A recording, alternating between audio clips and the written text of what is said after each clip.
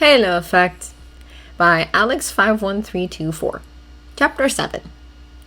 They were neck deep in preparations for the garden party when Dr. Clarkson was summoned urgently to the house, and Carson made a solemn announcement that her ladyship was no longer expecting.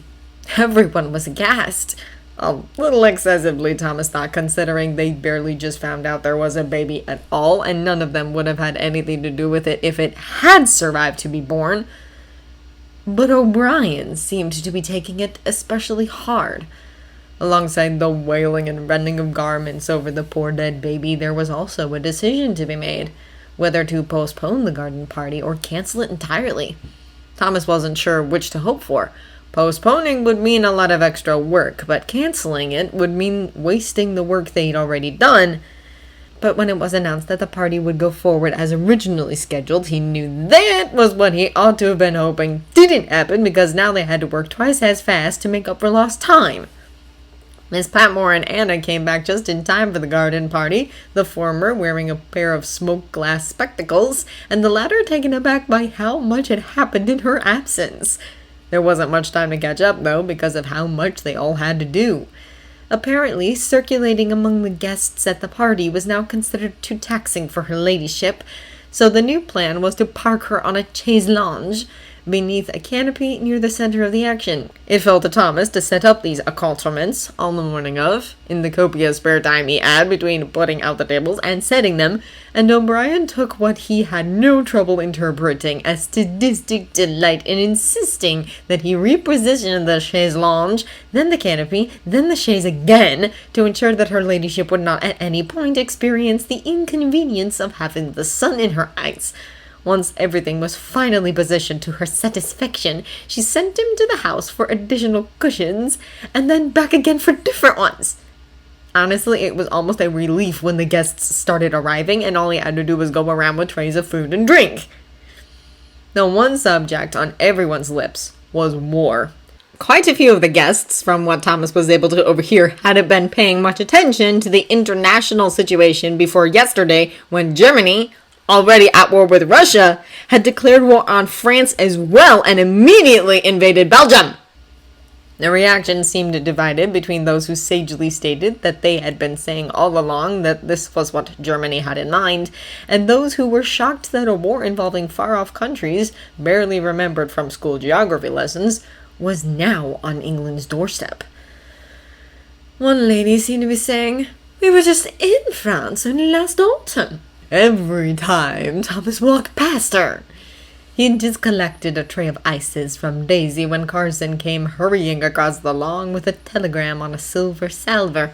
Thomas was still holding the ices, melting quickly in the August heat, when his lordship called for silence and said, "Because I very much regret to announce that we are at war with Germany." He'd known it was coming. Of course he had. But still, he watched numbly as the tray began to tilt in his suddenly nerveless fingers. One of the ices slipped over the edge of the tray and fell as slowly as if it were falling through water.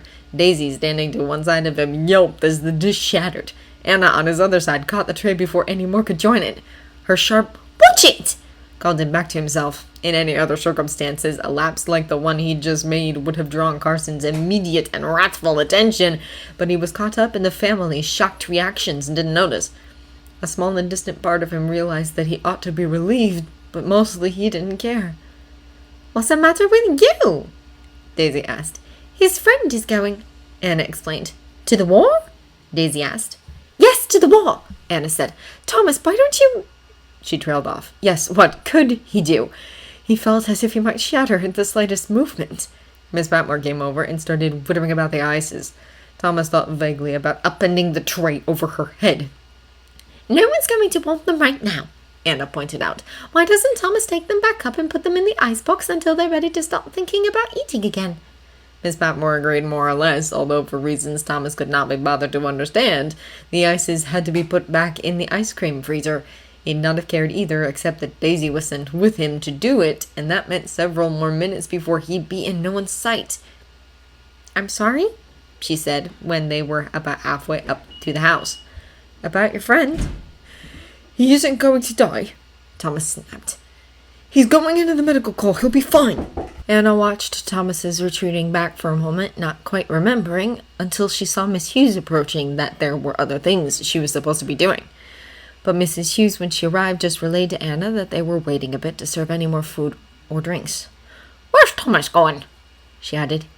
He's helping Daisy take the ices up so they don't melt, she explained, but the task was a little beneath a footman.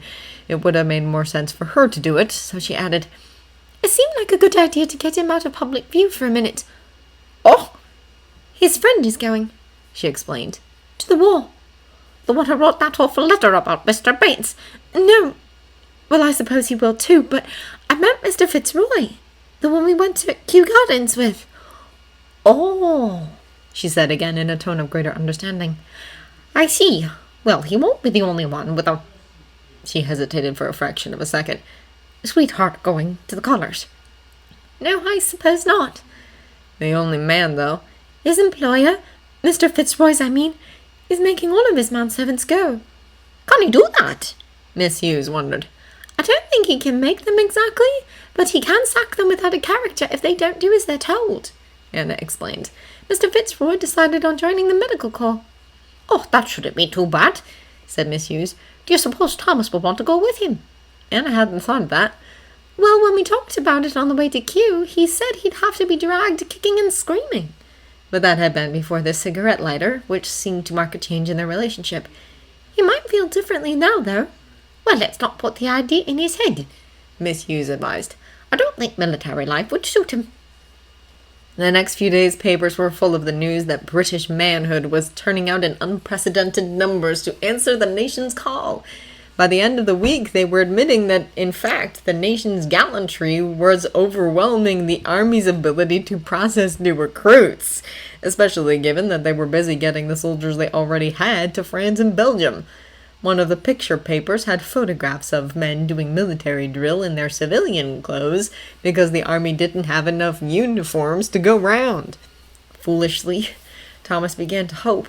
Perhaps Sir Henry would decide it wasn't necessary for him to do without his valet, if so many others were already going. Or at least Peter might be told to come back when things had slowed down a bit. He should have known better. The Friday afternoon post brought a letter from Peter. 5th of August, 1914. Dear Thomas, brace yourself, dearest. Things are moving much faster than we would like. I am about to be in the army. In fact, depending on which post this reaches you, I may already be. Sir H. took us all down to the recruiting office first thing after he got out of bed this afternoon. There was a long queue, but he was not deterred, meaning he mentioned who he was as many times as it took for us to be jumped to the head of the queue. Our footmen, who are going to be infantrymen, were told they'd be notified by post where and when to report. I was told to report Friday morning. I'm not sure if that's because the need for medical orderlies is more urgent than for anything else, or simply because there are fewer of us signing up on the first day of the war. The training camp is near Oxford, so letters shouldn't take any longer to reach me, or to reach you, from me, than they would in London. The man at the recruiting office didn't know how long I'd be at the training camp, or where I might be sent after. He did inform me, in case I had any doubts, that I will go where I'm told, and that I am in it for the duration of the war. It may comfort you to know that Sir H. was nearly as surprised as I was that I am to report so soon. For all his enthusiasm to make the ultimate sacrifice for king and country, of doing without a valet I mean, surely there could be no greater. He was not entirely ready to make it so quickly. Fortunately, he is not to be left entirely to his own devices yet, as I am devoting the remaining time until Friday to training one of the footmen in the rudiments of valeting. Naturally, there is no better way I might be using my last days of civilian life. I'll write with the address as soon as I get there, assuming there is some time allowed for this purpose. I expect there must be, but don't fret if it takes a day or two. Until then, affectionately yours, P.F. He'd taken the letter out to the courtyard to read it, but he must have not done as good a job as he'd thought composing himself, because as soon as he went back into the servants' hall, Anna asked, Is something wrong? No, he said. She tilted her head and looked at him flatly, not buying it for a minute, but O'Brien was there too, knitting away like Madame Defarge. Thomas took the letter back out and glanced over it again. Nothing in it for anyone to look sideways at, apart from "Brace yourself, dearest," which might have been a joke, so he handed it to Anna. She read it, then said, "Oh dear." "It's fine," Thomas said, snatching it back. "It's only Oxfordshire. Nothing's going to happen there." Still, each time Carson distributed the post, he found himself watching like a hawk staring at a mouse. There was nothing quite so worry-inducing as being told not to fret. Saturday evening, Carson handed him a letter, but it turned out to only be from Theo, saying that Joey and Eddie had already shipped out. On Friday, in fact. And that Syl was still planning to enlist, and he, Theo, was wondering if he oughtn't to go with him and make sure he didn't get himself into trouble. How precisely Theo was planning to keep Syl from getting into trouble in the middle of a war was a mystery to Thomas, and he wrote back to that effort, but it didn't really take his mind off things. Monday, he finally got an envelope with Peter's familiar handwriting on it. Inside was only a short note saying that Peter had arrived safely and was being kept very busy, but he expected to have time to write a proper letter on Sunday. Still, it included the address at which letters would reach, Private P. Fitzroy. You just wrote the name of the unit. Apparently the army kept track of where it was, so Thomas poured his nervous energy into writing a reply. Unfortunately, not knowing how much privacy was available to a newly minted private in the RAMC, there was a great deal he could not say. He could not say, for instance, how infuriating it was that a war had to happen just when he and Peter had sorted things out. Nor could he say that despite everyone's assurances that the medical corps ought to be safe enough, he had a terrible sense of foreboding about the whole thing.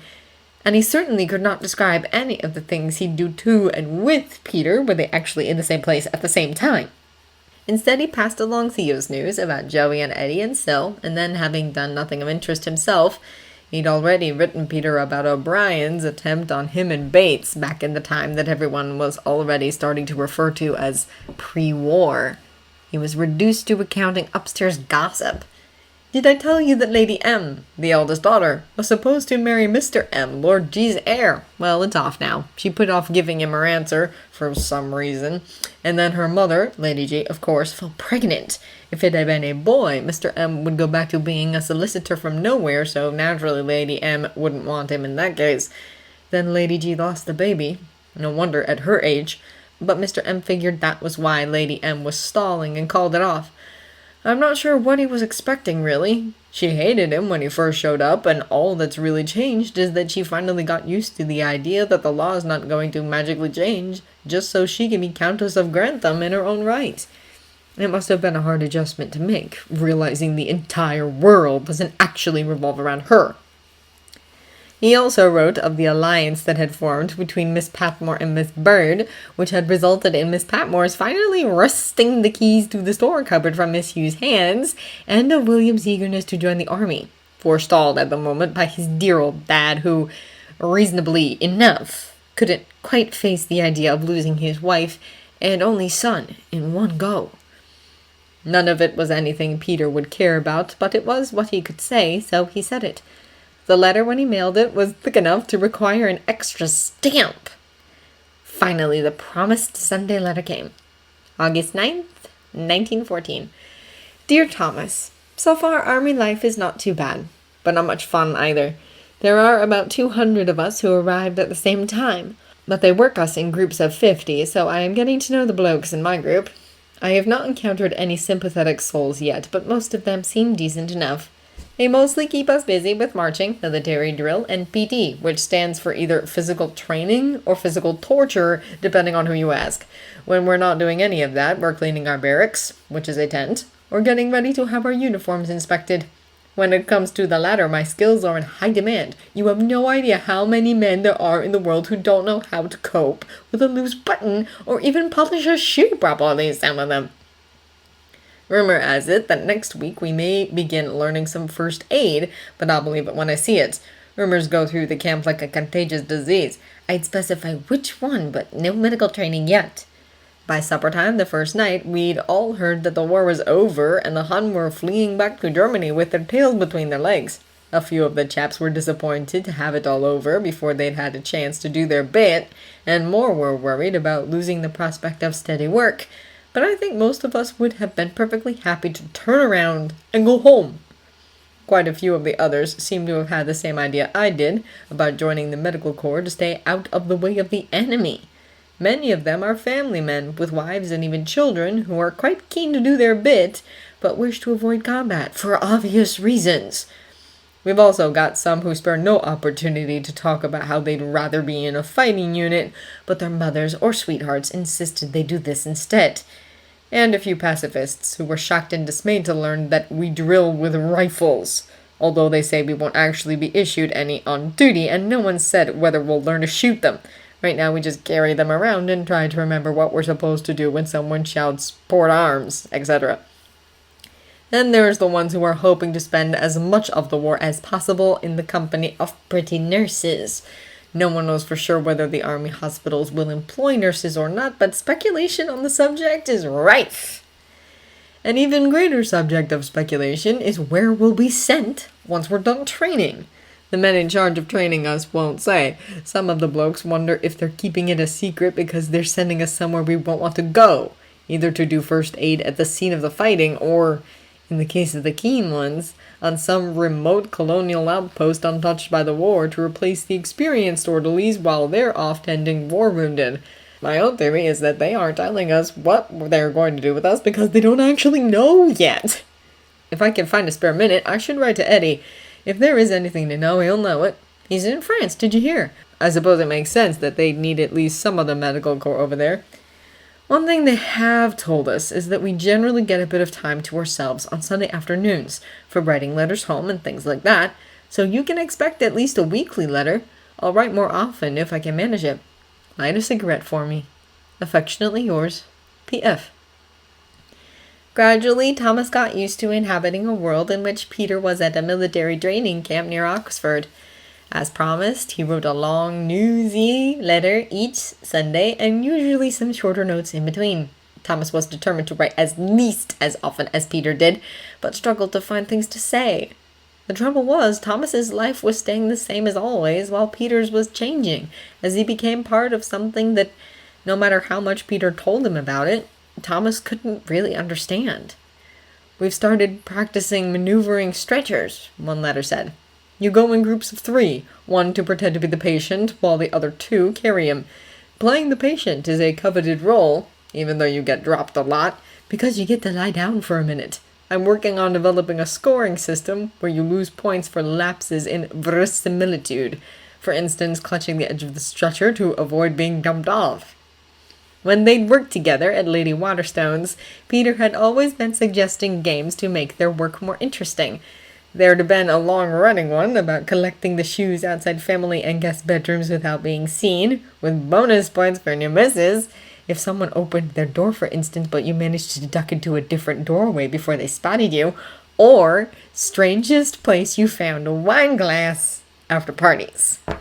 Thomas had never supposed that Peter stopped playing those games after they left Lady Waterstone's, and in fact Thomas still sometimes wrote to tell him about it when he found a wine glass in a particularly odd place. But the idea of new ones that Thomas knew nothing about was a little unsettling, like going into a place you used to live and seeing someone else's things there.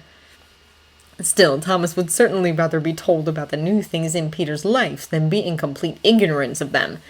And Peter always signed off, "Light a cigarette for me." Thomas knew what that meant, even if no one else did, and when he couldn't think of anything in particular to say to Peter, he sent him back some cigarettes instead. "Or Henry said it'll be over soon," Maud explained knowledgeably one evening at the servants' dinner. Maud, a mousy housemaid, had always faded into the background before, but now she had gained a measure of celebrity thanks to her brother in the army. "He and the others are keeping the pressure on in Flanders, while the French sweep east and hit them at home in Germany. Then we'll see how they like it. They'll be running for home within a week." "I'm sure we'd all be glad of a quick end to the war," said Anna. As far as she could tell, Maud's brother Henry had been predicting a German retreat within the week since the moment he'd landed in France, which meant that by now he'd been wrong 2 or 3 times. As Maud nattered on about Henry's latest dispatch from the war, Anna glanced over at Thomas, who was playing with his chicken pie more than he was eating it. He'd been tense and snappish. even by his standards, for the first couple of weeks of the war. He'd been particularly objectionable when she dared ask how Mr. Fitzroy was faring, barking, "He's fine! Why wouldn't he be?" Usually followed by an insult on some unrelated matter. But he'd gradually come back to normal and could now be relied upon for a civil answer on the subject. She'd always asked him in private before, though, and it was perhaps a desire to take Maud down a peg that led her to say next time Maud paused for breath, "Thomas, have you had any news from Mr. Fitzroy?" Thomas and Mr. Carson looked at her with nearly identical scandalized expressions, though she would not have dared point out the comparison to either of them. Mr. Carson cleared his throat, probably trying to think of a way to object to the question without giving any hint as to the reason it was unacceptable for the dinner table, but Miss Hughes beat him to the punch, saying, "Yes, Thomas, I'd been wondering about your friend as well. He's gone into the medical corps, isn't he?" "That's right," Thomas said, his tone laden with suspicion. "And how is he finding it?" Miss Hughes asked patiently. With a wary glance at Carson, he said, "Well, he's still in the training camp. They worked him pretty hard, but other than that, it's not too bad." When Mr. Carson failed to explode, he added, "He says they get rumors every few days that the war's about to end." As he concluded that remark, he gave Maud one of his most infuriatingly superior looks.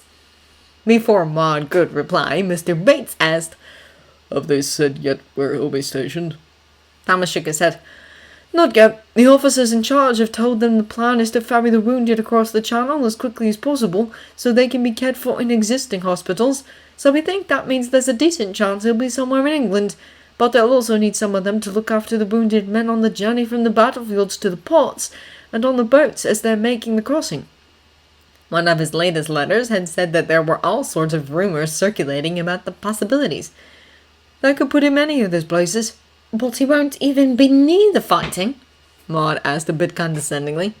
"We hope not," said Thomas bluntly. "They post some orderlies with each regiment. Another friend of ours is with a regiment in Belgium. But everyone in camp says it makes sense they'd put the experienced men in those jobs." Here he turned a hopeful look in Mr. Bates's direction. He confirmed. "I should think so. A regimental aid post deals with all sorts of illnesses and accidents, not just battle wounds, so they'll want men who know their way around it. A hospital will have more in the way of routine chores that the new men can learn quickly. Your other friend was already in the medical corps before the start of the war?" Thomas nodded.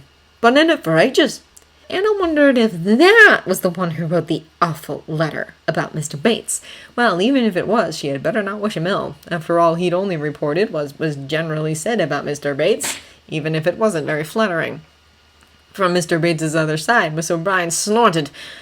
"I suppose the medical corps is a good place for that sort of man." Thomas drew himself up to say something that would get him in trouble if Anna was any judge. But before he could, Mr. Bates asked, in his deceptively pleasant tone of voice, "What sort is that?" Miss O'Brien affected an expression of innocent bewilderment. "The sort that Thomas would be friends with, I expect." She might have gotten away with it if she had left it at that, but she went on, "I mean, it's almost like nursing, isn't it?" She gave a little titter. Nobody else laughed. "I don't know," said Mr. Bates, still pleasantly. "We had a couple in our regiment in South Africa who I imagine Thomas could have managed to get along with. Good fighting men." "I think," said Mr. Carson firmly, "we've heard quite as much as we need to on this subject." It had done Thomas a bit of good, Miss Hughes thought, to talk about his friend, but she was not at all surprised when Mr. Carson raised the subject over their evening glass of sherry. "I wonder," he said a little pompously, "do you really think it's suitable to discuss Thomas's difficulties at the dinner table?" "The only one who came close to mentioning his difficulties was Miss O'Brien," she pointed out, "and I quite agree she was wrong to do it." "You know what I mean," Mr. Carson replied. She did, of course, but while there were many aspects of Thomas's relationship with Mr. Fitzroy that were best left unmentioned in public, his mere existence was not one of them, nor was his military service. "Maud and Thomas may be the only ones with friends and relations involved in the war right now, but they won't be alone for long," she said. "Not at the rate men are signing up. Miss Patmore, she knew, had a nephew waiting to receive his orders to report for training. "Are we going to forbid everyone from talking about them, or just Thomas?" "I have no objection of his talking about his relatives," Mr. Carson said. "Just not He cast about for an appropriate word. Mr. Fitzroy." "Well, everyone's heard of him now," Miss Hughes said. "If you insist, I won't ask about him at table again. But what if someone else does? How shall we explain that he is a forbidden subject?" "We shall simply say," Mr. Carson opened his mouth and closed it again several times before finally saying, "the subject should never have been brought up in the first place. If he had not insisted on flaunting this association, the problem would not arise." Had Thomas, in fact, flaunted anything? As far as she could recall, he'd only ever described the gentleman as a friend. The rest of them had drawn their own conclusions, herself included. Perhaps that was the way to a solution. "We don't know anything about their association, as you put it. Not for a fact, at least. I dare say even Thomas can be friends without there necessarily being anything." Now it was her turn to cast about for a word. Improper seemed a bit too strong, as did unseemly. Even if their assumptions about the nature of the relationship were correct, she wasn't sure it was improper exactly. Not if Mr. Fitzroy was, well, suitable. She finally settled on, "Anything embarrassing about it?" Mr. Carson harumphed and changed the subject, which Miss Hughes supposed was as close as he was going to get to acknowledging her point. But the question of suitability lingered, and that was why the next day she sought Anna out and invited her to her sitting room. Anna came, a little nervously. Miss Hughes did not only summon the girls to her room when they were in trouble, but it did happen often enough that she could understand Anna's hesitation. So she got to the point quickly, saying, once they were sitting down, "I had just realized between one thing and another, I hadn't asked your impressions of Thomas's friend. In fact, it ought to have been Mr. Carson's job to inquire, but Miss Hughes didn't imagine he'd have the first idea of how to go about determining whether someone's beau was suitable. Whereas with the maids, the issue rose frequently. In her role as guardian of the girls' moral well-being in place of their mothers, she did not, as some housekeepers did, forbid all followers, but she did her best to discourage unsuitable ones. "I suppose you'd have said something without being asked if there was anything Mr. Carson or I should know," she added to make sure that Anna knew she wasn't in trouble. "Apart from the obvious," Anna supplied, nodding. "He's very nice, really," she said. "Respectably employed, and he has a very nice gentlemanly manner about him. They met at their first place, Thomas's first at least, and have stayed in touch ever since." She hesitated. "Childhood sweethearts, I suppose you'd almost say?" It was Mrs. Hughes' turn to hesitate before she asked, "Are they about the same age, then?" The question would have been less fraught if she'd been asking anyone but Anna. She wasn't blind and knew that she and Mr. Bates sought out each other's company a bit more often than was strictly usual for a valet and head housemaid. But she had an impression that men of that sort sometimes sought out much younger partners in a way that might not always be entirely wholesome. If it occurred to Anna to apply the question to any relationship other than Thomas's, she thankfully gave no sign. "They are. I think he's a bit older, but not much. A year or two. He spoke of helping him learn the ropes when they were both junior footmen." That was all right, then. She noticed Anna biting her lip and added, "Is there something else?" Anna chuckled. "You wouldn't like me to repeat it, but Mr. Fitzroy, said that Thomas back then reminded him of an angry kitten." Miss Hughes, with much greater experience controlling the display of her emotions than Anna, managed not to laugh out loud herself, but she understood the impulse. "I can see it," she agreed. The grown-up Thomas often put her in mind of an offended cat. "They're actually very sweet together," Anna continued. "Mr. Fitzroy mentioned, some other particular friends that Thomas has had who seemed to have more to offer on the surface, but were not the gentlemen they appeared." Anna's words were obviously carefully chosen, and Miss Hughes had little trouble comprehending her meaning. That happened often enough with maids as well. It was one of the reasons she found it wise to permit the girls a bit of careful socializing with men of their own backgrounds.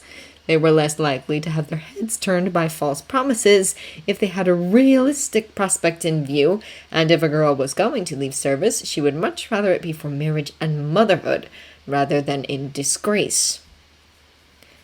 So he's been, well, keeping an eye on him, I suppose, Anna went on. When we spoke about his intentions, he wasn't sure he had enough to offer, but something changed his mind. Oh? Miss Hughes had to admit, at least to herself, that she wasn't entirely sure what range of intentions were available to Mr. Fitzroy, since marriage was obviously excluded. Thomas said they mean to try to see more of each other, Anna explained. With an ordinary couple, that phrase really had only one meaning, that a proposal was on the horizon. That could not be what it meant here, but it clearly meant something. I see. I'm not entirely sure what that means, Anna added, and the war may have changed any plans that they had, but I don't think it's right if Thomas can't talk about him. Not when they're so important to each other, and he's going to be away at the war, and it's all as respectable as it can be under the circumstances. There was a hint of defiance to her tone, and a bit of surprise in her expression when Miss Hughes said, I quite agree. Certain people will need to be convinced not to hint that there's anything at all unusual about the friendship, but I'm sure he knows better than to say anything indiscreet. I'm sure he does, Anna said. After a moment's hesitation, she said, Are you going to say something to her then? It was no surprise she'd guessed who one of the certain people was, but Miss Hughes was not about to mention that one of the others was Mr. Carson himself. I'll speak to Miss O'Brien, she said, and perhaps she'll remind Mr. Bates that in the event hints are made in spite of my instructions, it's best if no one rises to the bait. So she said she's going to tell Miss O'Brien not to draw attention to things, Anna continued. She'd emerged from a private conference with Miss Hughes and immediately came out to the courtyard to find Thomas. You think she'll listen? He asked, flicking ash from his cigarette. He wasn't entirely sure how he felt about Anna's asking after Peter at the dinner table. On the one hand, it felt horribly risky, not to mention exposing him to O'Brien's sniping. But on the other, he was growing to hate sitting there like a lump while Maud went on about her stupid brother, and it was bound to grow worse when other people's brothers and sweethearts and everything started joining up. Well, it won't be our fault if she doesn't, Anna answered. That wasn't really the point. He was the one breaking the law, whether O'Brien drew attention to it or not. But he decided not to argue. A few days went by without a letter from Peter, and Thomas began to worry a bit. Surely there'd be some warning if they'd been sent anywhere, but perhaps he was ill, or had gotten in trouble, or... well, something. Finally, a long letter came. Dear Thomas, I'm writing this from guard duty, which sounds rather grand, but all it means is that you sit up all night in a little shack with another bloke, and every hour one of you trots down to the next shack and tell each other you haven't seen any Hun yet. If we did, I'm not sure what we'd do about it. We have a rifle in our shack, but no ammunition. I suppose the idea is to get us used to being made to stay up all night from time to time and then work the next day. If it were you and me, I expect we could manage to have quite a bit of fun on guard duty, but the bloke they have me paired up with is a Methodist and won't even play cards. Still, it gives me plenty of time to catch up on my letter writing. Sorry for not writing during the week. We were sent out on maneuvers for 3 days. Another thing which sounds grander than it is. They marched us off into the countryside for half the day. In circles, I'm fairly sure. And then at the end of it, we pretended to set up a field dressing station. One of the fellows smashed his thumb hammering in tent pegs, and another got stung by a bee, which I felt added a bit more of verisimilitude to the whole thing. We were lent a trainee medical officer for the occasion, a qualified doctor, you understand, but new to the army. And he'd been having a great deal of trouble all day with the horse they'd issued him to ride, so I imagine he was relieved to have something to do that he was good at. The second day, a group of us were marched some distance off. At a suitable spot, they told us what injuries we were to pretend we had, and we all arranged ourselves artistically on the grass, and waited for the rest to come with stretchers and rescue us. That was fine, except that the spot I chose was near an ant's nest, and the sergeant wouldn't let me move to somewhere else because I was supposed to have a head wound and be unconscious. They weren't the stinging kind, though, so it wasn't too bad. Once we'd been evacuated back to the dressing station and been sorted out into categories, walking wounded, stretcher cases, chest cases, and so on, we picnicked on hard biscuit and bully beef, and then after lunch we did it all again, with the wounded from the morning playing the rescuers, and vice versa. The next day we packed everything back onto the wagons and marched back. It was all a bit of a lark, except that on the first night one of the lads from the East End got frightened by some kind of weasel near the latrine and woke us all up yelling about being under attack by wild animals. And of course, we are all wondering now whether they have everyone do this bit of make-believe, or if it means they are planning to send us to establish a dressing station somewhere other than in a meadow in Oxfordshire. I dare say there are all sorts of reasons some of us might need to know our way around a dressing station, so I wouldn't read too much into it. As far as parcels, I can't think of much that I need. When we are moved somewhere, even in England, our personal kit will be limited to what we can carry on our backs, and I should hate to get a lovely present from you and have to leave it behind. Things that will be eaten or otherwise used up are probably best. They give us plenty to eat, but it gets fairly monotonous even when we aren't on maneuvers. Stew for dinner, bread and jam for tea, over and over. There's a YMCA canteen where we can buy cake and sandwiches and things, but it's not always open when you're peckish. Some biscuits or something like that would be nice, but look for the kind that come in a tin. It keeps the damp of the bugs out better than a paper packet, and then you can use it to put aside cake from the canteen. And keep sending cigarettes when you can manage it. The canteen sells those as well, but I much prefer yours. It's my turn to walk over to the next guard post, keeping an eagle eye out for Germans on the way, so I had better close. Light a cigarette for me. Affectionately yours, P.F. Immediately after receiving this letter, Thomas went to the village and bought biscuits, choosing the one with the sturdiest tin, and sent it off with 2 packs of cigarettes to keep a company. Peter was probably right that their being sent on maneuvers didn't mean much, but still, it was hard not to worry. A few days later, news broke of the rout and retreat at Mons. Seeing Maud poring over a newspaper, Thomas was tempted to point out to her that her Henry had been proved wrong again. The battle was part of the strategy he had described, but the French sweep into Germany had failed, and it was her brother and his mates who had been sent running, not the Hun. But at the last moment he realized that what she was studying so carefully were the casualty lists, and said instead, "You haven't heard from him, then?" She looked up at him, sniffling. "Not yet.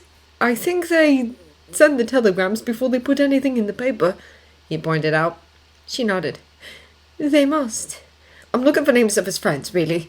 She pointed to one. "He mentioned a Collins, but that's a common name, isn't it?" "Sure," Thomas agreed. The name she was pointing at was Edmund Collins, and it occurred to Thomas that he had no name what Eddie's surname was, or whether he was an Edward or an Edmund or something else. Joey, he thought, was Joseph Kendrick. "Let me have that next, would you?" She glanced up at him. Your bloke's still in training, isn't he?" He nodded. "I have other friends," he pointed out. "Here," she said, separating out a section of the paper. "I'm done with this page." That fighting retreat, as the papers called it, bled into another battle in another village, another retreat, and an even longer list of casualties in the newspaper. When August turned into September, the papers finally had a victory to announce. The French and the British had stopped their retreat at something called the Marne. Thomas had to consult the encyclopedia to find that it was a river, not another village, and turn the Germans back. Victory or not, the preliminary casualty reports were staggering and were followed by a letter from Peter, unusually long for a midweek one. "Dear Thomas, don't worry, I'm still at the training camp, but we've seen our first war wounded. They've set up a hospital in one of the colleges in Oxford, and they took us over to help unload the ambulance train. From the victory at the Marne, they said, or somebody said, God, Thomas, it was awful. Hundreds of men, some with limbs blown off, parts of their faces missing, great gaping holes in them. One of my squad mates had a case who looked like there was nothing wrong with him, except he was lying there on the stretcher barely conscious, moaning and clutching at his stomach. My mate opened up his tunic, I don't know why, and his guts spilled out. The wounded man's, not my mate's. Some of them had just a fairly small wound in their leg or arm, but the whole limb had blown up to several times their normal size. Gas gangrene, they called it. They had us line those cases up in the corridor outside the operating room. All they can do is amputate and hope it hasn't spread into the trunk of the body yet. The orderlies who rode in the train with the patients say the rate of infection, gas gangrene, and other things is a lot higher than in the last war. No one knows why. The wounds are worse too, but they know why that is. The machine gun. One gun crew can fire hundreds of bullets in a single minute, and shrapnel shells which burst open and spray sharp bits of metal everywhere. One of the blokes had a vest-pocked Bible with a bit of shrapnel nearly the whole way through. The orderly said he'd been showing it off earlier in the trip, talking about how he'd show his grandkids the Bible that saved his life. But he got another bit of the stuff in the leg, and by the time he got to Oxford, it was infected, and he was raving. I don't know if they got him into the operating theater in time. Some of them died on the train. You have to take them off so you can get at the ones behind them, but you don't say anything, and you wait until you're out of the train carriage to put a sheet over them. If any of the others are conscious, it's better if they don't know. That's not the worst part, Thomas. Maybe it should be, but the worst part is that a few of the wounded, just a few, had Red Cross armbands on. Same as the ones we've got. Damn it, the others are yelling at me to put the light out, so I've got to go. But listen, go and get a picture made, will you? I'll explain why when I write on Sunday. And light a cigarette for me. God knows I need it. Love, P.F. Thomas read the letter 3 times before he noticed the change in how Peter signed off. A small giddy part of him wanted to run and show someone. Anna, he supposed, for lack of anyone better. Look, he signed love! But he could only enjoy that giddy feeling for a fleeting moment at a time, before it was overwhelmed by the rest of the news in the letter. He known, of course, that in a war some men would be terribly wounded, and Peter must have known it too. But knowing was different than seeing it firsthand, or even reading it secondhand. He'd also known that medical corpsmen wouldn't be immune. Who knew if you could even see in the middle of a battle whether the soldier opposite had a red cross on or not? And even if you could, the Hun might not care. Probably wouldn't if what the papers said was true about them raping their way through Belgium, bayoneting babies and so on. He also knew what the request for a picture meant. Fortunately, his half-day was coming up, so he put on his best suit and went into a studio in Ripon. He posed with a cigarette in his lips and Peter's lighter in his hand, as though he were lighting it. The photographer thought it was an odd choice, but Thomas didn't care. The same day, Maud was all smiles and showing off, to anyone who'd not run the other way, a field postcard she'd gotten from her brother. It was a simple card with phrases printed on it and instructions to cross out the ones that didn't apply and not to write anything besides the date and signature. Henry had crossed out the bits about being wounded or sick and left the ones that said, I am quite well, and letter follows at first opportunity. There was something brutal, Thomas thought, about the fact that the army had a form for letting your loved ones know you were still alive. That evening, after everyone was thoroughly sick of hearing about Maud's postcard, Miss Hughes asked about Peter. They had him unloading wounded, he said, from the morn. It was bad. I hope he wasn't expecting it to be pleasant, said O'Brien. No one answered her. Gwen asked if he was still in training, so Thomas explained about some of the wounded being sent to Oxford. I guess there were more of them than they expected or something. He turned to Bates. Bet you're glad you're out of it now. You're the only one of us doesn't need to worry about going off to be shot at since you've already been. Thomas, said Miss Hughes reprovingly. He's not wrong, said Bates, though I might have phrased it better. Every day there's less and less chance of a quick victory, and it's already worse than ours.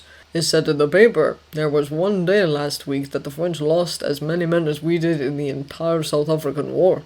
But we haven't, William pointed out. Lost that many, I mean. We don't have many fighting yet, Bates told him. Only 6 divisions. It'll get worse when the new armies are ready to go over. Why do they have so many more than we do? Anna wondered. Because we have a professional army, and they have mandatory service, Bates explained. All of our new volunteers have to be trained before they can go, But most Frenchmen had their training when they turned 18, so all they needed to do when the war started was call them up. Suddenly, Madge ran out of the room with her hands all over her face. Anna and Miss Hughes both started to get up, the latter nodding to Anna and sitting back down again. Thomas wasn't sure what had upset her, but whatever it was, he was glad he hadn't been the one to say it. The next day, he found out what it was. He and William had just come down from the servery after washing the glass and silver from luncheon when Anna grabbed him by the arm. "You not busy? Good. Come with me." Thomas followed her out into the courtyard where Madge, the housemaid, stood tearfully before a tall, lanky fellow who looked vaguely familiar. "All right, Madge," Anna called out to her, and she and the man began walking toward the drive. Thomas and Anna followed at a discreet distance, and once the other two were out of earshot, Anna explained, "Davy's joined up." That was who it was. Madge's bloke, Davy Small, who was none small at all. It seemed years ago that he and Gwen had chaperoned them at the flower show. "He reports for training at the end of the week," Anna went on, "but he's leaving first thing in the morning so he can see his parents first." Oh, he'd be in one of the new armies then. One of the ones Bates had all but said would be dying in droves once they went over the channel. "I see," "I said we'd give them till tea," Anna added. "All right, but has somebody told Mr. Carson?" Thomas asked. It was a little early for their afternoon break. "Miss Hughes said it was all right. I'm sure she'll explain if he's looking for you." If Miss Hughes approved, even if Carson didn't like it, he wouldn't do much more than huff about it, which Thomas supposed he could stand. He didn't know how Madge felt, after all. They walked through the village and out the other side. At one point, Davy and Madge ducked behind a hedge. Anna glanced over at him, but custard on her face. Thomas pointed to where their feet could be seen under the hedge. There was quite a lot you could do with both feet on the ground. At least he supposed a man and a girl could do most of them, but nothing that would get anyone pregnant. They went and sat on a wall opposite, keeping the feet in view. Thomas smoked a cigarette, and Peter lit it for him, as he had done every time since their second-to-last meeting in London. "We shook hands," he said abruptly. Anna asked. "Pete and me. The last time I saw him. There wasn't time to go anywhere." Anywhere they could do more than that, but he wouldn't say that part out loud, not when Madge and Davy were within earshot. Though if they were doing things properly, they wouldn't be listening. After they got back to the house, he gave Madge the address of the photographer's studio in Ripon. When his next Sunday letter from Peter came, a day late, a photograph tumbled out of it of Peter, grave and handsome in his RAMC uniform. The letter explained what Thomas had thought it would, though he'd braced himself for the worst.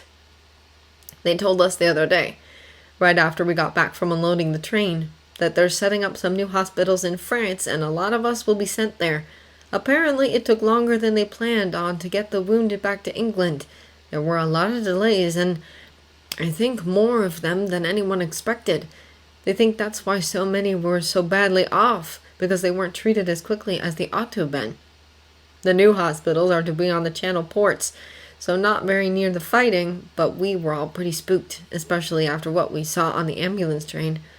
A bunch of us went into Oxford the next day and had our pictures made for our mothers and sweethearts.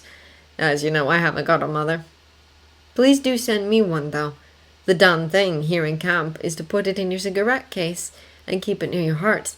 I've asked Lizel for one as well, so I'll have one I could show off. I wish we could have gotten one when we were all together at Kew. Then I could say, "That's my sweetheart and my best mates," and let them draw their own conclusions. Before dinner, Thomas sought out Anna. He didn't want her bringing Peter up today of all days. It wasn't as though he could get away with running out of the room in tears, not like some people. "They're sending him to France," he said when he'd found her in the pressing room. "Mr. Fitzroy?" Anna asked, as if he could mean anyone else. He nodded. "He thinks so, anyway. They told him a lot of them would be." He explained about the new hospitals. "I suppose that makes sense, to treat them and then ship them to England instead of the other way around," Anna said. "Did he say where the hospitals would be?" "Channel port cities," Thomas said with a shrug. "Whichever those are." "Let's see if we can figure it out," Anna suggested, and they went to the encyclopedia, poring over the small, densely printed map of France. Dunkirk, Calais, Boulogne seemed the most likely prospects, all of which were a reassuring distance from Mons, the Marne, and all of the other bits of French and Belgian geography they were having to learn, though not so far that another retreat, on the scale of the one from Mons, wouldn't put the fighting closer than Thomas would have liked. As soon as they had finished with the encyclopedia, Maud and Marge took it intently, studying the same page that they had. At dinner, Anna said, "Mr. Carson, I was wondering what you'd think about putting up a map of France and Belgium here in the servants' hall. Those of us who are interested could pay for it together and get a large one, so it'll be easy to read." Carson glowered for a moment, but Miss Hughes said, "I think that's a fine idea, Anna, and I'll be glad to contribute to the funds. Perhaps we can put pins in to show where everyone we know and love is. Maud's brother and Miss Patmore's nephew and everyone else as they go." Here she glanced pointedly at Thomas and Madge. With that endorsement, Carson could hardly say no, and even plunged a shilling to the kitty. Some 2 weeks later, the Morning Post brought a long, tube-shaped parcel addressed to Anna and an envelope for Thomas. The letter wasn't from Peter. He could tell that from the handwriting, and it was postmarked from France. Unfortunately, the bells started ringing just as Carson finished handing out the post. Normally, Thomas would have found a chance to open his letter anyway, but everyone who chipped in for the map was clamoring for the quick look at it before they began the morning's work, and Carson was quite firm that duty came before opening anyone's post. The letter was a heavy weight in the pocket of his livery coat as he stood by the sideboard in the breakfast room. The family, of course, were perfectly free to open their letters at the table, an injustice about which Thomas silently seethed. The letter couldn't be from Peter, and couldn't be about him, Thomas told himself. Peter was still in England, he'd have said, if he wasn't. Still, as soon as the last of them had gotten up from the table, Lady Edith, as it happened, he grabbed something that he could plausibly carry into the servery, and once he was there, tore open the envelope. William made several trips in from the breakfast room, clearing most of the other things from the table while Thomas read it. "Hey," he said, putting down a clattering heap of silver. "Are you going to... What's wrong?" "Fucking sodding hell! I need to... Can you... Someone's just died." He hadn't just died. He died nearly a month ago, but it had taken this long for the news to reach him. Thomas looked at him wide-eyed. "That Mr. Fitzroy?" "No." "Thank God. But if it was, would the news reach him any faster? Would he stand there with the news burning a hole in his livery coat while the family chewed toast and sipped tea?" "A friend.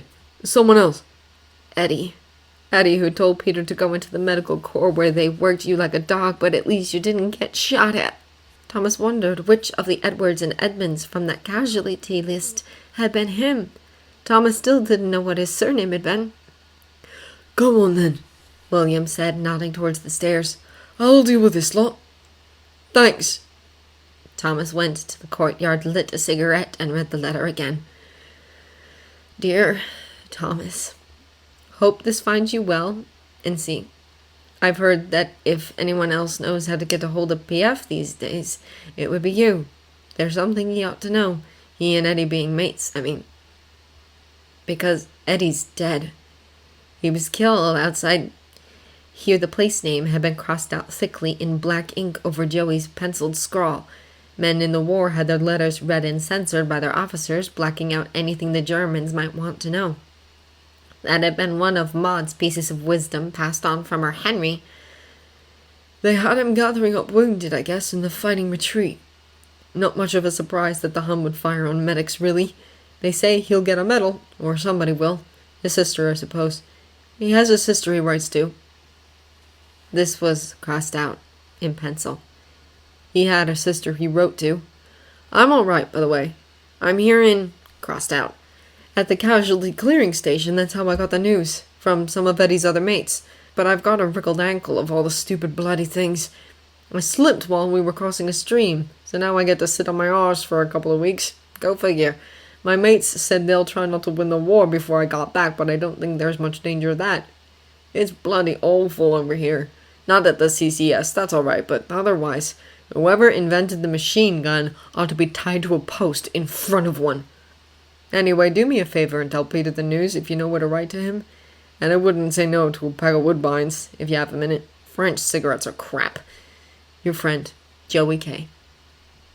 He'd walk down to the village the next chance he got, he decided, and buy those Woodbines. It felt slightly unfaithful, but cigarettes weren't kisses, even if he and Peter had decided to pretend they were. "Thomas?" It was Miss Hughes, who'd just come out the back door. I'm all right, he said, stuffing the letter in his pocket. There was nothing in it for the censoring officer to object to, except for those place names, but there was too much swearing for Miss Hughes to see it. "Well, you haven't told me," she said. He shook his head. It's not Peter, just someone else we know. But he was crying and he didn't know why. It wasn't Peter, and he didn't even know Eddie all that well. He hadn't become part of their set until after Thomas left London. "Oh, dear," said Miss Hughes, putting her arms around him in a motherly embrace. He's in the medical call too, Thomas blurted out into her shoulder. Eddie was in the medical call. "Well, then, of course you're upset." It was in the retreat, Thomas said. Somewhere in the Mons, one of those little towns. He's been dead for ages. In time, he stopped crying. Miss Hughes went inside and he smoked another cigarette. Carson saw him come in but didn't say anything about Thomas smoking when he ought to have been helping William with the breakfast things. When he went into the servants' hall, the map was tacked to the wall. It showed the southern bit of England as well as France and Belgium, and stuck into it were two white-headed drawing pins, one near the Marne River and one in Oxford. There was also a black-headed pin, somewhere near Mons. "I'm just saying," Madge said. "If there's one for what's-his-name in Oxford, there should be one for Davy. He works here, after all." "He's training in Yorkshire," Anna pointed out. "That part of England isn't on the map we bought." "Well, why not?" "Because we all know where Yorkshire is," she said, exasperated. "I suppose we could stick one in the wall above the top of the map if it would make you feel—" She trailed off because Thomas had just gotten up, pushing his chair back with a loud scrape. He went to the map and plucked out the pin that was placed in Oxford and jabbed it into another spot on the map a few inches further down. "Happy now?" he snarled. Madge drew back. "I beg your pardon?" "Thomas, what happened?" Anna asked. He'd been sitting there reading a letter, but she'd thought it was the one from yesterday about his friend who had been killed. He shoved the letter at her, and she saw at once that she had been mistaken. "Dear Thomas," it said, "we've just got our embarkation orders. My whole battalion is posted to the 11th General in Boulogne. I'm glad they're sending us all together. I think it'll be easier that way, don't you? Officially, we're a training battalion, but we'll be learning on the job as we help set up the new hospital. We won't be eligible to be posted anywhere but a base hospital for at least a couple of months until we're considered out of training. We leave in early October. They haven't told us the exact date, but the good part is we get a bit of leave beforehand. Those of us who haven't had a weekend pass yet are first in line, so I've got Monday to Wednesday of next week. Surely we can manage a bit of Christmas in September. If you can get away, there's a pub near here where we can stay. It's not the imaginary pub, but the landlord's one of our lot. He'll leave us alone." The letter was folded at that point, and before she could unfold it, Thomas snatched it back, muttering, "The rest of it's private." To Madge, Anna explained, "Mr. Fitzroy is being sent to France in less than 2 weeks. To Thomas, she added, "You'll go and see him, won't you? Mr. Carson will understand." He scoffed. "You think so?" He put the letter back in its envelope and tucked it into his pocket. "But yes, I'm going." "No," said Carson. "I'm sorry, but it isn't a good time. We have the house party coming up. There was simply too much to do." "That's why I said Monday and Tuesday, or Tuesday and Wednesday," Thomas explained as patiently as he could manage. "That still leaves at least 2.5 days until the guests come." "You simply cannot be aware overnight, especially when we have, as you know, guests staying." Maybe he should have started off asking for all 3 days, because he needed 2 if he was going to get there and back and have time to actually see Peter. "It isn't that long," he said. "If we take my half day that's supposed to be tomorrow and my next one—" "That's still only 1 day," Carson pointed out. And the extra time his lordship said I was to have when I was doing William's work as well as my own in London, Thomas finished triumphantly. You haven't already taken that? You know I bloody well haven't! Don't, said Carson in a tone that brooked no argument. Swear at me. No, the subject is closed. That's what you think, Thomas snarled. I understand that you are overwrought. I suggest that you leave and bring yourself under control before you say anything that shall require me to reconsider your place in this house. Do you understand me? Thomas knew that the smart thing to say was, Yes, Mr. Carson. Instead, he said, You'd let me go if we were engaged. Well, we can't be, so... That is enough! Carson hissed. Get out of my sight now! Belatedly, Carson obeyed. When Thomas slammed his way out of Mr. Carson's pantry, everyone in the servants' hall looked up. Anna was about to go after him. She assumed he'd be heading for the courtyard to smoke, but instead he came into the servants' hall, his face thunderous. Outside, he told her. In any other circumstances, she'd have told him not to take that tone with her, but now she only said, I was just coming. The moment they were outside, and the door closed behind them, Thomas wheeled on her and said, I'm calling it in. What? Lady Mary, he said, owes me a favour. You said. Tell her I'm calling it in. If she doesn't want the whole bloody world to know that Turk died in a bed lying on top of her, she's going to fix this with Carson. Oh, Thomas. He was right, of course, that Mr. Carson had to be got round somehow, but other people in the house would sympathize with him and could bring some pressure to bear on Mr. Carson. But if he went round threatening people, that sympathy would dry up faster than you could say knife, especially if he was threatening Lady Mary. But it would be a hard slog explaining that to Thomas at the best of times, let alone the state he was in. Instead, she said, His lordship won't like you involving Lady Mary in something like this. She knew he'd think she meant something to do with his being peculiar. That wasn't the real problem, but it was the one subject where he had the sense not to charge around like a bull in a china shop. And she wasn't above taking advantage of that for his own good. He opened his mouth to argue, but she spoke over him. Now listen to me. He's the one you need to convince to override Mr. Carson. Well, she can convince him, Thomas said. I don't care how she does it. If you threaten her, she will react precisely the same way you would, she informed him. She might do what you want right now, but sooner or later she will come for you. I don't care about that either. Obviously. Let's try something else first. Mr. Bates can talk to his lordship. He'll know how to put it to him. Why would you do that? Because you're friends, you absolute idiot. He will if I ask him. Look, let him try at least. Mr. Fitzroy's leave isn't until next week. If it doesn't work, we'll do it your way. Fine, Thomas said, as if he was the one doing her a favor. But he's got to do it tonight. I've got to have time to write to Peter and tell him when to expect me. If it's not settled by tomorrow afternoon, I'll go to Lady Mary myself. A small part of her wondered what that would look like. The collision of two speeding trains, probably. I'll tell him to do it tonight, she promised. Is there something bothering you, Bates? Robert asked several times as Bates had been putting him into his dinner clothes. He'd looked as though he were about to say something, but then hadn't said it. As a matter of fact, my lord, I've got to ask a favour. For Thomas. Oh? He hoped it wasn't something like that dreadful letter. He'd barely been able to keep a straight face listening to O'Brien quoting the most salacious passages.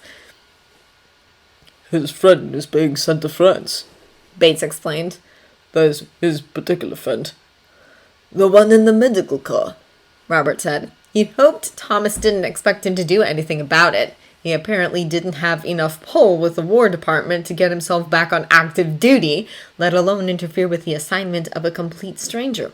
And Thomas wants to see him before he goes, of course. Of course, Robert said. Well, I suppose he's getting embarkation leave.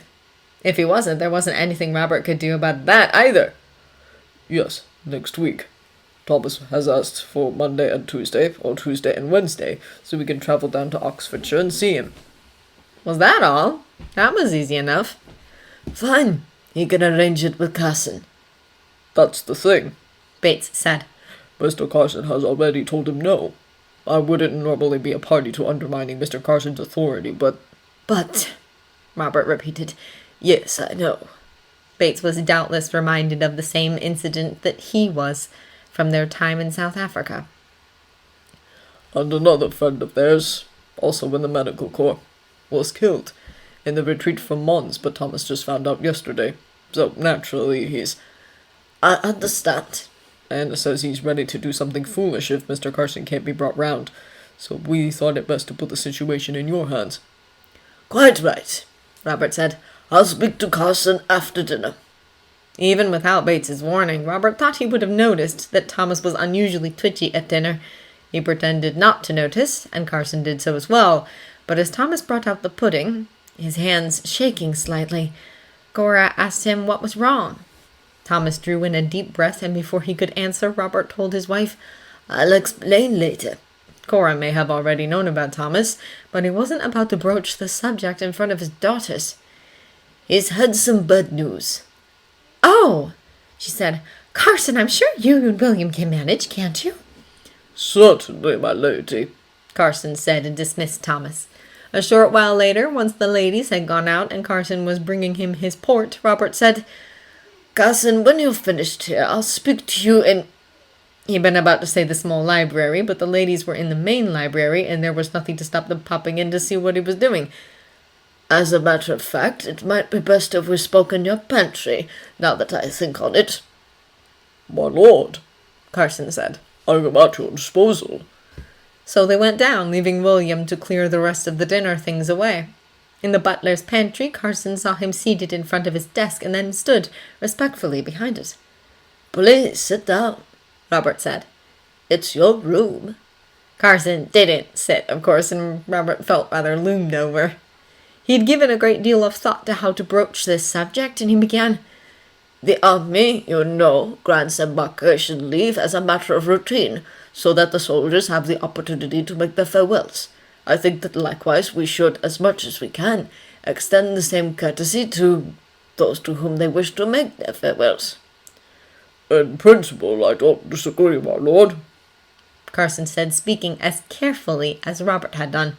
But I would point out that while a given soldier only embarks once, a single member of staff may claim any number of friends and relations leaving for war.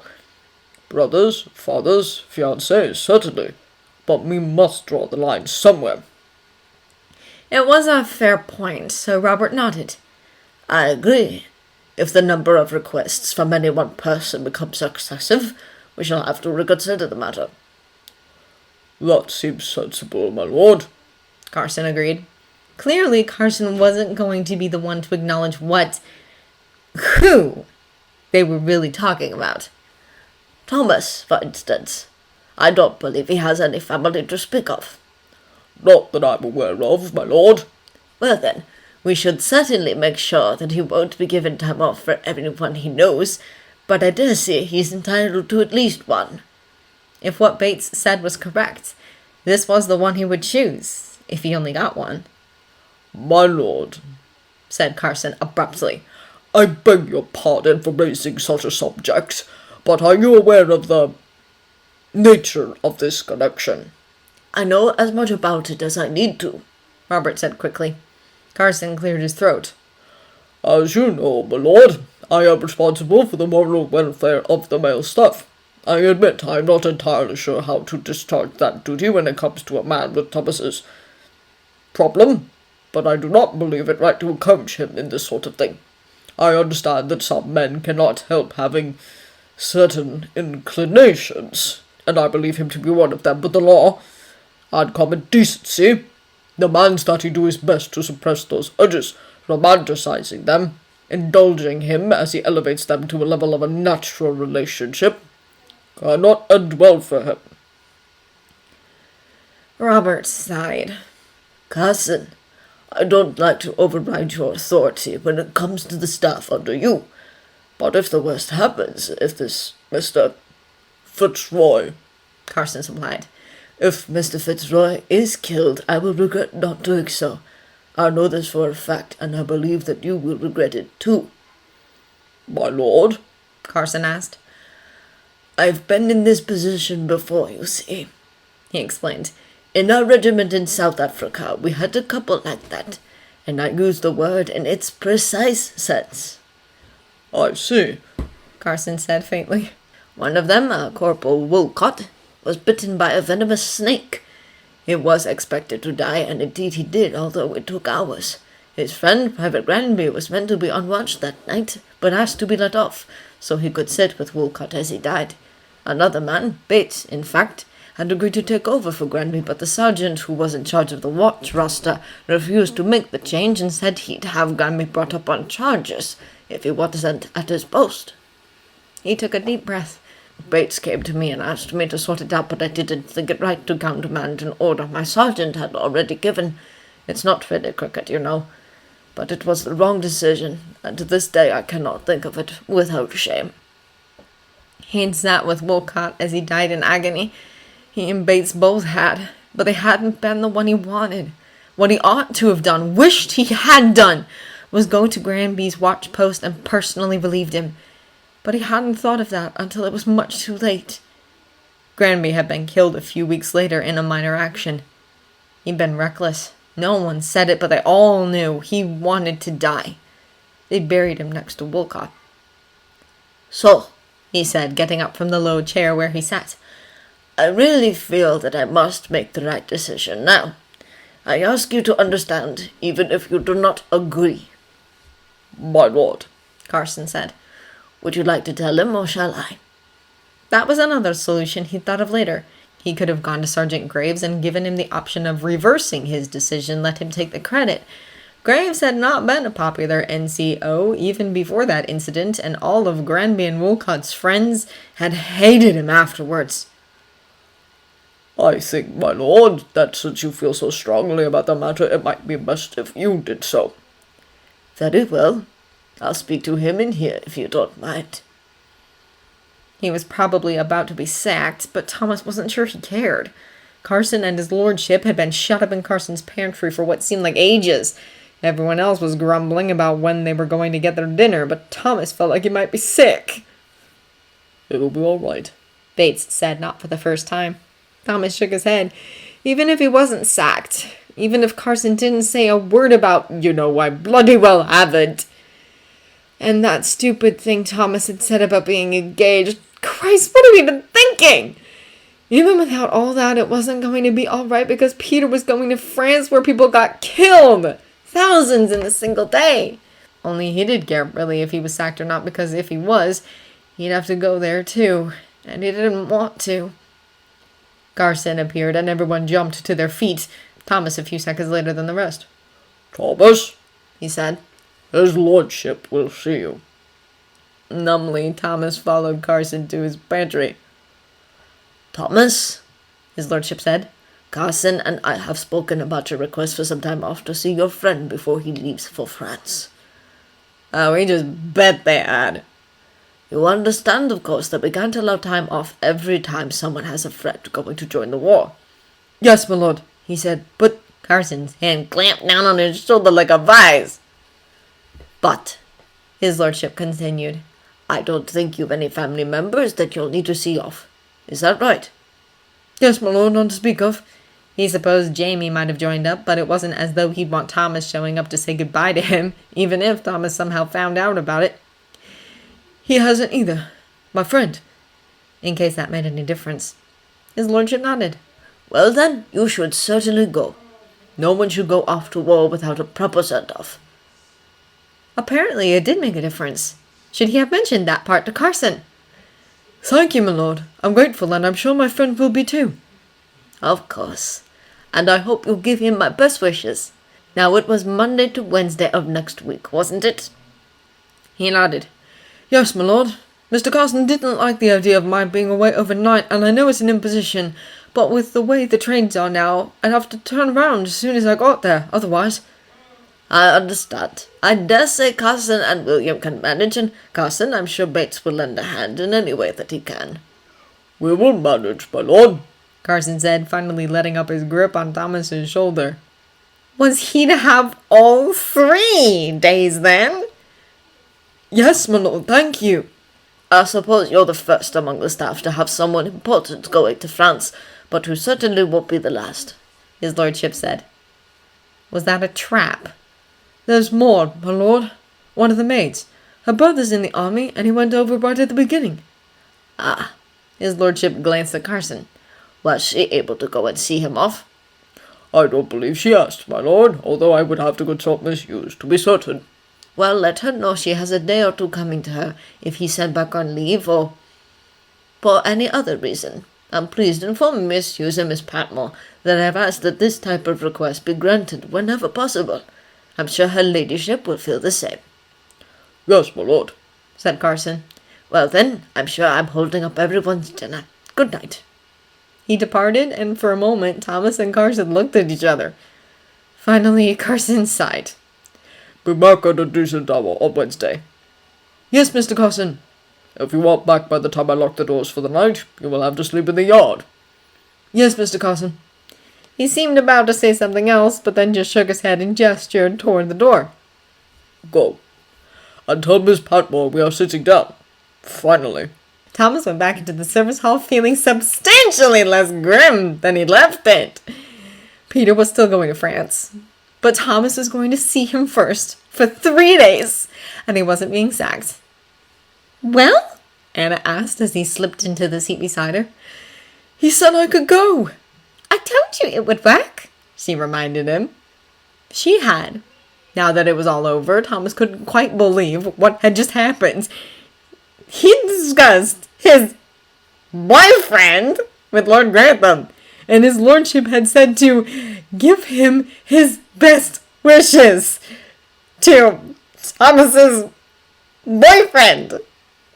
Mr. Carson came in, and once they'd all stood up and sat down again, Miss Patmore and Daisy started bringing the food out.